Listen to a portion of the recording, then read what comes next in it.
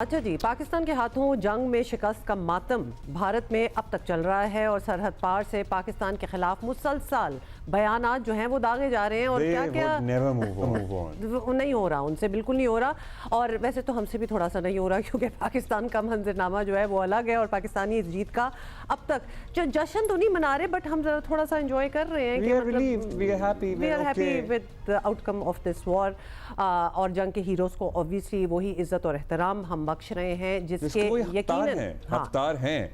कल एक बावकार तकरीब में chief of the army staff field marshal Syed Asim Munir को बैटन फील्ड मार्शल अता की गई है और सदर मुमलिकत आसिफ अली जरदारी, वज़ीर आज़म शहबाज शरीफ ने पाक अफवाज और फील्ड मार्शल आसिम मुनीर की बहादुरी, पेशा वाराना सलाहियतों की खुलकर तारीफ की।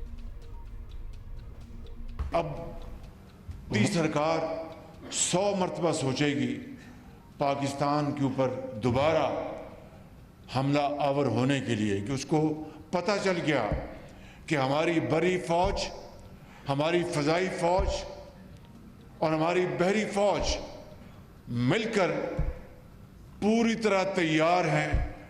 और जिस तरह इन 4 दिनों में 6 तारीख से लेकर 10 तारीख तक जो हिंदुस्तान को सबक सिखाया गया, मेरी नज़र में 1971 की शिकस्त का अल्लाह ताला ने बदला लिया है आज इस मौके के ऊपर। इस जंग में जो कि शायद तारीख की मुख्तसर तरीन जंग थी, इसमें हमारे सिपा सालार जनरल सैयद आसिम मुनीर की दलेराना, दानिशमंदाना और अल्लाह ताला पर तवक्कुल, उनकी क़यादत, लीडरशिप ने अल्हम्दुलिल्लाह बेपनाह कामयाबियाँ अता फरमाई। मैं यहाँ से मुज़फ़्फ़राबाद से मैं श्रीनगर ये पैगाम देना चाहता हूँ कि आप पाकिस्तान को अपनी अजीम तहरीक में किसी तौर पर भी पीछे नहीं पाएंगे। हर लिहाज से अखलाकी, सफारती, सियासी सपोर्ट पाकिस्तान की आपके शामिल हाल होगी और इंशाअल्लाह वो दिन आएगा जब कश्मीर बनेगा पाकिस्तान, और वो दिन आएगा जब इंशाअल्लाह कश्मीरियों को उनका हक मिलेगा इंशाअल्लाह।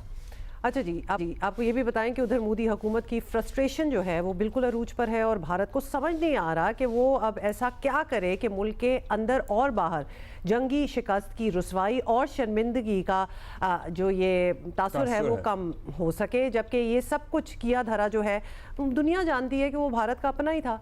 अब पाकिस्तान समझ रहा है कि बलूचिस्तान में अपनी प्रॉक्सी के जरिए स्कूल बसों पर हमले भारत की उसी फ्रस्ट्रेशन का नतीजा है। सेनेटर शहरी रहमान का सेनेट इजलास में कहना था कि कल अदम BLA को भारत से पूरी तरह मदद मिल रही है और वज़ीर दिफा ख्वाजा आसिफ ने साफ कहा कि बलूचिस्तान में भारत के मुलव्विस होने के सबूत पाकिस्तान के पास मौजूद हैं।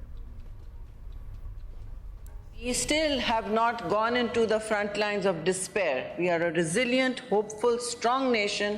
And what has happened here is that people don't realize Pakistan has been fighting a punishing battle against terrorism, both in the shape of the TTP coming in from Afghanistan and in the shape of groups such as the BLA, which are funded, secured, financed, and organized. I'm going to say it as it is. We have been too diffident in our diplomacy with footprints from our neighbor India.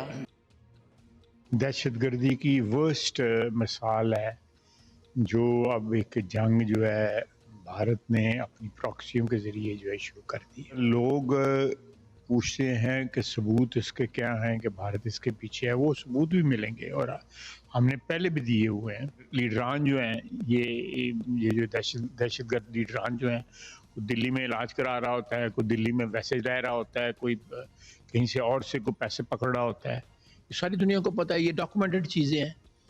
तो एक तो इस वारदात की evidence होगी और दूसरी overwhelming जो है ना, वो नाकाबिले तरदीद जो है मोदी की दहशतगर्द होने की जो है ना, वो सबूत जो है मौजूद हैं तारीखी तौर पे। एक तरफ एक महाज के ऊपर शिकस्त से दो चार हुए, लेकिन अब ये जंग जो है मोदी ने शिफ्ट कर दी है इस फ्रंट के ऊपर, हमारा मगरबी फ्रंट के ऊपर। तो इंशाअल्लाह ताला ये इसको पूरी कुव्वत के साथ इसको कुचला जाएगा। सियासी तज्ज़ियाकार कह रहे हैं कि पाकिस्तान से शिकस्त के बाद वज़ीर आज़म मोदी को इंतखाबात में सियासी नुकसान पहुँचने का खदशा बढ़ गया है। वो इंतखाबी तकरीरों में पाकिस्तान के खिलाफ मुसलसल नफरत का इजहार करके इंतखाबी डैमेज कंट्रोल करने की कोशिश कर रहे हैं। शायद उनको लग रहा हो कि इससे कंट्रोल होगा, या क्या पता इससे और ज़्यादा डैमेज हो रहा हो। कल तो मौसूफ अपने सिंदूरी खून की धमकियाँ देते रहे हैं। सुनिए, बड़े गुस्से में है भाई। भारत के मुकाबले में पाकिस्तान से मुसलसल ऑब्वियसली अमन की आवाज़ें आ रही हैं, because that is how we are. और भारत को दोबारा जंग जैसी गलती ना करने का मशवरा भी दिया जा रहा है। कल नायब वज़ीर आज़म इसहाक डार ने भारतीय वज़ीर आज़म के इश्तियाल अंगेज़ बयानात को अफसोसनाक करार दिया और कहा बेहतर यही है कि अब सुलह कर लें भाई और आगे बढ़ें। सीज़ फायर जो है ना वो होल्ड कर रही है और उसमें कोई एम्बिग्युइटी नहीं है। ये मैं हैरान हुआ हूँ कि बड़ी गैर जिम्मेदाराना कहूँ, मैं नॉर्मली इखलाक के दायरे में रहता हूँ, तो ये कहना कि ये सस्पेंड हुई है या ये कहना एक हमसाया मुल्क के डिफेंस मिनिस्टर का कि जी ये तो ट्रेलर था अभी फुल प्ले चलना है, ये बड़ी बदकिस्मती है। क्योंकि उन्होंने देख लिया है कि जो हशर किया है आसमानों में, हवाओं में, और जो हशर उनका हुआ ज़मीन पे, तो मेरा ख्याल है कि शराफत इसी में है, इज्जत भी इसी में है कि अब आराम से सुलह कर लें। मेरा ख्याल है वो पॉलिटिकल जो है ना उनकी कंपल्शन उनके सामने आ रही है। पॉलिटिकल स्टेटमेंट्स काफ़ी जो देखी हैं वो मैं समझता हूँ अफसोसनाक है। पाकिस्तान का आला सतह का वक्त बिलावल भुट्टो जरदारी की क़यादत में अब बैरून मुल्क जा रहा है और जिस तरह के धमकियाँ में इस बयानात भारत की तरफ से आ रहे हैं, पाकिस्तानी वफ्द की जिम्मेदारियां और भी ज़्यादा बढ़ गई हैं। अब वक्त आ गया है कि दुनिया को भारत के जारहाना इंतहा पसंद, लिटरली इंतहा पसंद एक्सट्रीमिस्ट इकदाम से आगाह किया जाए। वैसे उनके फसाड में ना वो क्रैक आ चुका है, या वो बिल्कुल दुनिया को बताया जाए कि पानी को बतौर हथियार इस्तेमाल करने की कोशिश खत्ते में नई जंग का बायस बन सकती है। और कल भी नरेंद्र मोदी ने ये सिंदूरी खून एटसेट्रा रिटोरिक तो किया, पानी की दोबारा बात की और कहा कि हम एक एक बूंद को तरसा देंगे। ख़ास तौर पर अपनी प्रॉक्सीज के ज़रिए बलूचिस्तान में दहशतगर्दी की भारतीय कोशिशों को हमें ना सिर्फ रोकना होगा, दुनिया को इनका चेहरा और ज़्यादा अयां करके दिखाना होगा, क्योंकि उनको नजर आना स्टार्ट हो गया। बैरिस्टर अकील मलिक है हमारे साथ। जी, बैरिस्टर अकील मलिक हैं, वज़ीर बराए कानून और इंसाफ। बहुत बहुत शुक्रिया, आपने हमें टाइम दिया है। बैरिस्टर साहब, हुकूमत की जानिब से कहा जा रहा है कि बलूचिस्तान में दहशतगर्दी और कलादम TTP की कार्रवाइयाँ जो हैं उन पर भारत के खिलाफ एक बड़ा आलमी केस बनाएंगे। तो हम ये जानना चाहते हैं कि पाकिस्तान ये केस कहाँ ले जाना चाहता है और दुनिया में ऐसा कौन सा फोरम है जहाँ से इंसाफ की तवक्को की जा सकती है?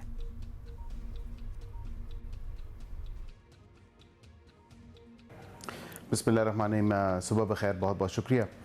देखें, बिल्कुल शवाहिद तो मौजूद हैं पाकिस्तान के पास, और जो हाल ही में अफसोसनाक वाक़या खुजदार का हुआ जिसमें बच्चों को जो है टारगेट किया गया भारत ने अपनी प्रॉक्सीज़ के थ्रू, BLA, BLF और दीगर भी आपने जिस तरह जिक्र किया TTP का, तो ये जितनी भी प्रॉक्सीज़ हैं जो एग्जिस्ट, इनके ख़िलाफ़ इंटेलिजेंस बेस्ड ऑपरेशन तो ऑलरेडी ऑन गोइंग है, लेकिन अब उन ऑपरेशंस में बिल्कुल तेज़ी भी आएगी और आप बिल्कुल देखेंगे कि इस दहशतगर्दी के नासूर से जान भी छुड़ाई जाएगी। ना सिर्फ ये बल्कि जो हमारा एक हाई लेवल या हाई पावर डेलीगेशन है जो मुल्क से दीगर फॉरेन कैपिटल्स में जाएगा, जिस तरह वर्ल्ड कैपिटल्स की बात की जा रही है, वो डेलीगेशन डॉजियर्स के साथ जाएगा। और ये तमाम तर मामला एक तो अप्रोप्रिएट फोरम जो है UN सिक्योरिटी काउंसिल का है कि वहाँ पे इस मामले को जो है, जिस तरह पहले भी आपने देखा कि ड्यूरिंग ये जो भी एडवेंचरिज्म के और जंग के दौरान चीज़ें अनफोल्ड हुई, और उसमें आपने देखा कि UN सिक्योरिटी काउंसिल का एक इन कैमरा सेशन हुआ जिसमें पाकिस्तान ने तमाम तर चीज़ें ये वहाँ पे बयान भी की और उसका फिर एक एलामिया भी जारी हुआ। तो एक अप्रोप्रिएट फोरम तो वो है। दूसरा जो है जो एक यूज़ ऑफ फोर्स के हवाले से या threat of use of force है, उस हवाले से बिल्कुल इंटरनेशनल फोरम्स भी मौजूद हैं जिसमें ICC, क्योंकि आप देखें कि ये कम्प्लीटली अनप्रोवोक्ड था और ये जो एग्रेशन भारत ने करने की कोशिश की, क्योंकि हर मुल्क को हक है कि अपनी सॉवरेनिटी को, अपनी टेरिटोरियल इंटेग्रिटी को वो प्रोटेक्ट करे और उसकी सेफ्टी और सिक्योरिटी जो सिविलियंस की है उनको इंश्योर करे। तो यहाँ पे तो हमारे पे इल्ज़ाम लगाया गया कि कोई दहशतगर्द कैंप्स हैं, लेकिन उनमें से कौन मिला? उनमें से टारगेट किया गया बहावलपुर में या दीगर मुजफ्फराबाद में या दीगर मकामात पे बच्चों को टारगेट किया गया, ख़वातीन को टारगेट किया गया। इसी तरह ज़ईफ़ उलम जो अशख़ास थे उनको टारगेट किया गया। तो सिविलियंस को जब आप टारगेट करते हैं तो that's really war crime, an act of war जो आप आउटराइट उसमें कर रहे हैं। तो हम जितने भी फोरम्स अवेलेबल हैं इंटरनेशनली, बैनुल-अक़वामी सतह पे, तो हम बिल्कुल उनको इंगेज कर रहे हैं through diplomacy and diplomatic front पे, पर उसके साथ साथ जो पॉसिबल मेजर्स हैं इन द लीगल रेल्म हम बिल्कुल वो भी एक्सरसाइज करेंगे और तमाम तर मामलात को जो है with both legal and diplomatic जो स्ट्रैटेजीज़ हैं उनको इफ़ेक्टिवली यूज़ करते हुए हम भारत के इस मकरू चेहरे को बेनकाब कर रहे हैं और बेनकाब कर भी चुके हैं, और दुनिया को बताएंगे कि भारत ने जो जारियत की है, भारत ने जो अनप्रोवोक्ड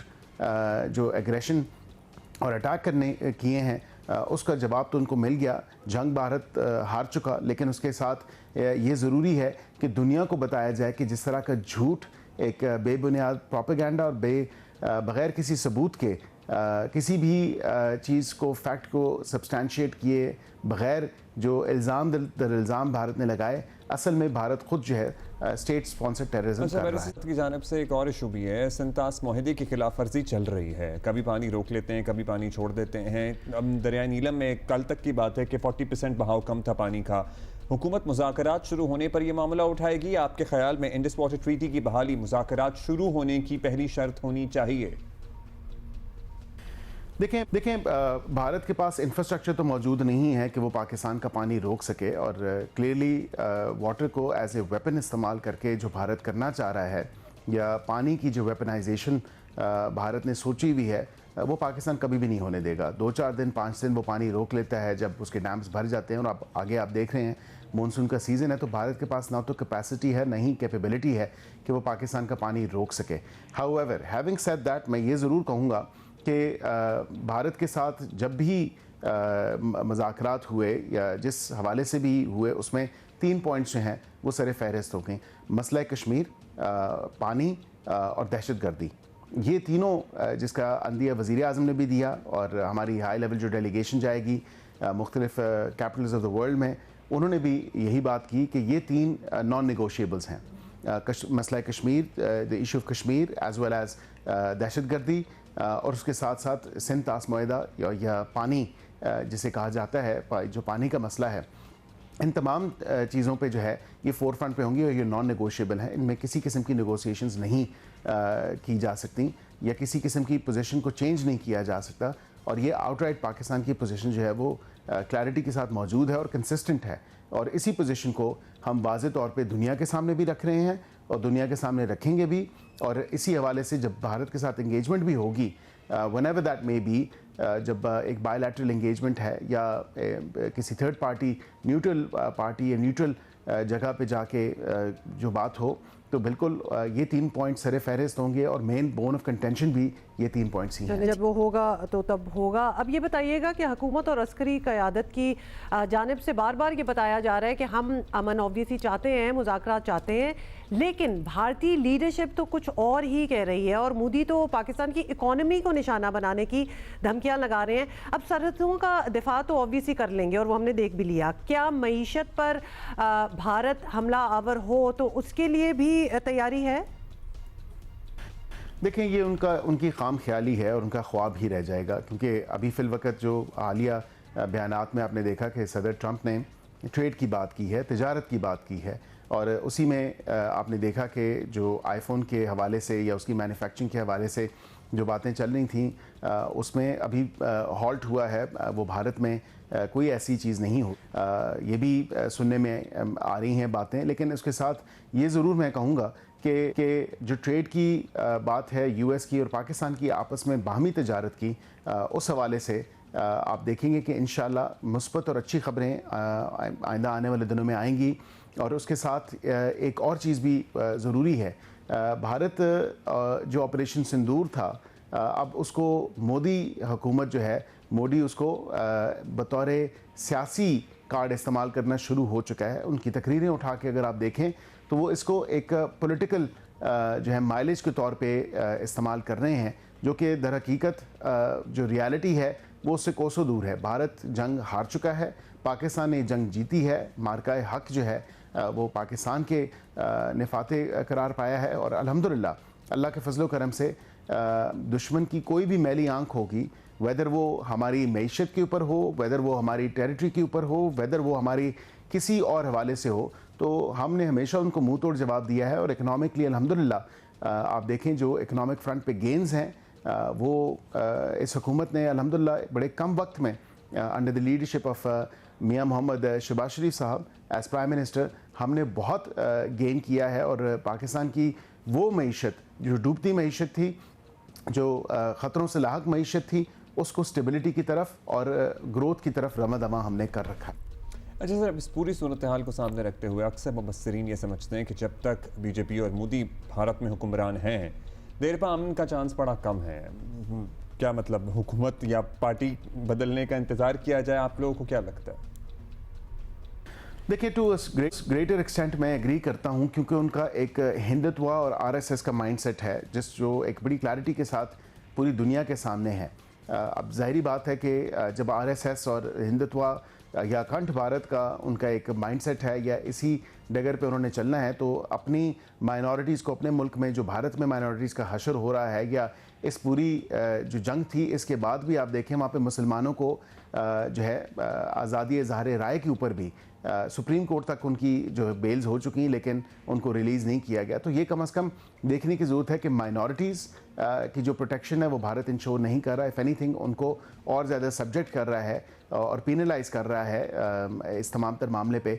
तो भारत बीजेपी की हुकूमत जब तक होगी, वाक़तन मैं समझता हूँ कि मोदी जब तक बिलखुसूस इन पावर होगा तो तब तक तो जो है को मामलात उस तरफ जाते नज़र नहीं आ रहे। और उसकी वजह यह है कि मोदी का जो माइंड सेट है या जो प्री कंसीव्ड माइंड है, जो एक अखंड भारत के हवाले से या हिंदुत्व या आरएसएस की जो लाइन टो कर रहे हैं या वो जो उनकी स्ट्रैटेजी है उस हवाले से, तो उसमें उनको जो है अपना रवैया, अपनी सोच और अपना जो तरीका है वो बदलना पड़ेगा कि आप एक रीजन में रहते हुए अपनी हेजमनी कायम नहीं कर सकते।